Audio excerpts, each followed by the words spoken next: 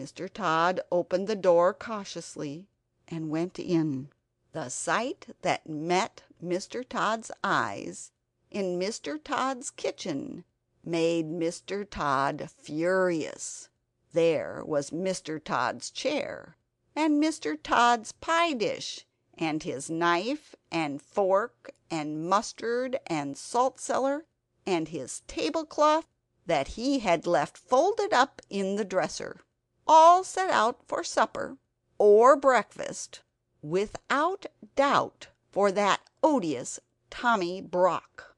There was a smell of fresh earth and dirty badger, which fortunately overpowered all smell of rabbit.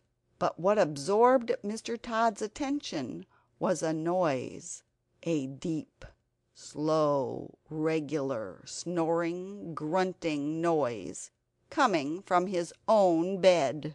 He peeped through the hinges of the half-open bedroom door. Then he turned and came out of the house in a hurry. His whiskers bristled and his coat collar stood on end with rage.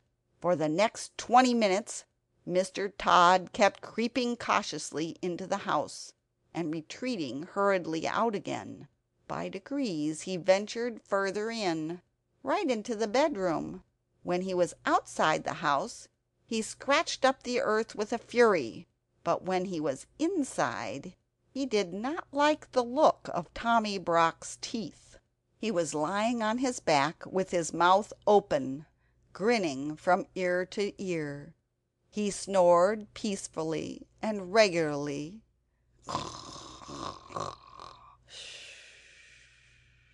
but one eye was not perfectly shut. Mr. Tod came in and out of the bedroom. Twice he brought in his walking stick, and once he brought in the coal scuttle, but he thought better of it and took them away.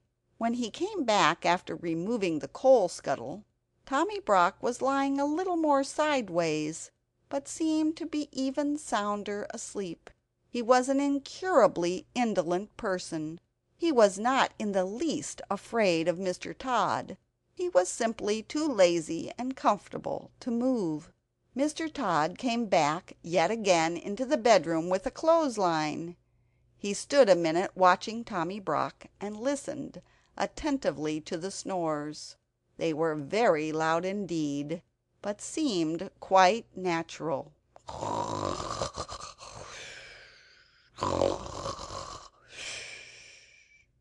Mr. Tod turned his back towards the door and undid the window. It creaked. He turned round with a jump. Tommy Brock, who had opened one eye, shut it hastily. The snores continued.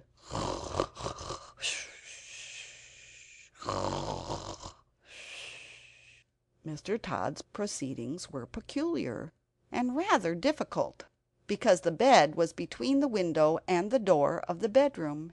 He opened the window a little way and pushed out the greater part of the clothesline on to the window-sill. The rest of the line, with a hook at the end, remained in his hand. Tommy Brock snored conscientiously.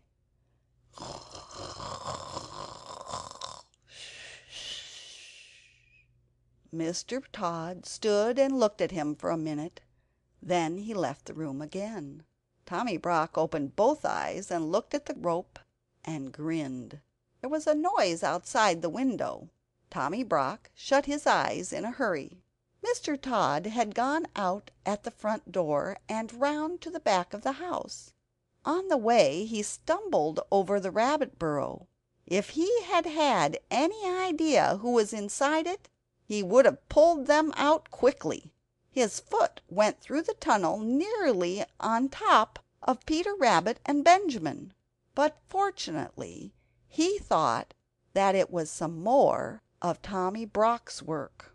He took up the coil of line from the sill, listened for a moment, and then tied the rope to a tree. Tommy Brock watched him with one eye through the window. He was puzzled.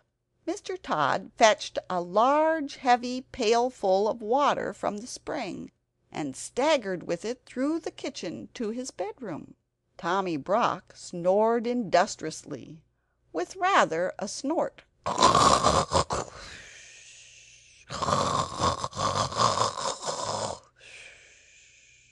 Mr. Tod put down the pail beside the bed, took up the end of the rope with the hook, hesitated, and looked at Tommy Brock.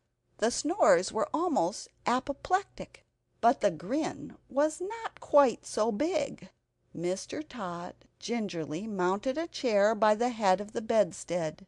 His legs were dangerously near to Tommy Brock's teeth. He reached up and put the end of the rope, with the hook, over the head of the tester bed, where the curtains ought to hang.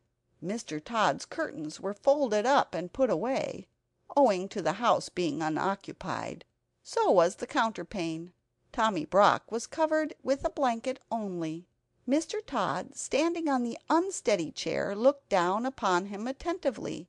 He really was a first prize sound sleeper. It seemed as though nothing would waken him, not even the flapping rope across the bed. Mr. Tod descended safely from the chair and endeavored to get up again with the pail of water.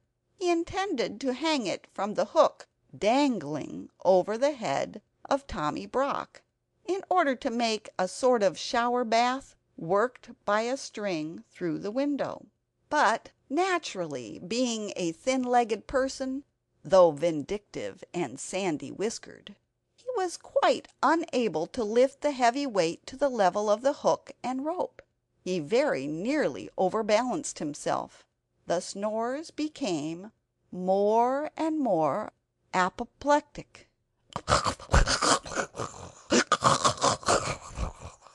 One of Tommy Brock's hind legs twitched under the blanket, but still he slept on peacefully. Mr. Tod and the pail descended from the chair without incident. After considerable thought, he emptied the water into a wash basin and jug.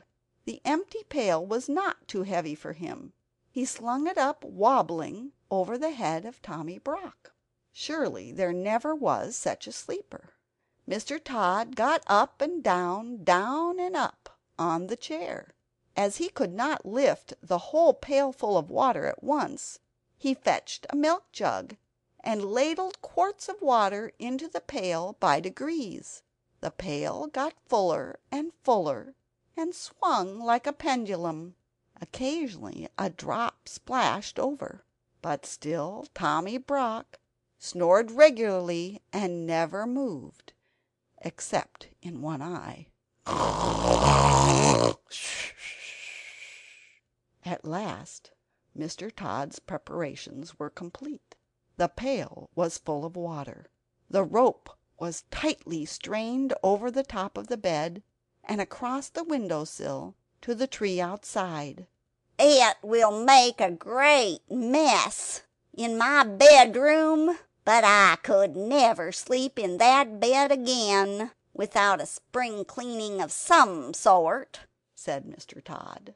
Mr. Tod took a last look at the badger and softly left the room. He went out of the house, shutting the door. The rabbits heard his footsteps over the tunnel. He ran round behind the house, intending to undo the rope in order to let fall the pailful of water upon Tommy Brock. "I will wake him up with an unpleasant surprise," said Mr. Tod. The moment he had gone, Tommy Brock got up in a hurry. He rolled Mr. Tod's dressing-gown into a bundle, put it into the bed beneath the pail of water instead of himself, and left the room also, grinning immensely. He went into the kitchen, lighted the fire, and boiled the kettle. For the moment he did not trouble himself to cook the baby rabbits. When Mr. Tod got to the tree, he found that the weight and strain had dragged the knot so tight that it was past untying. He was obliged to gnaw it with his teeth. He chewed and gnawed for more than 20 minutes. At last the rope gave way with such a sudden jerk that it nearly pulled his teeth out. and quite knocked him over backwards.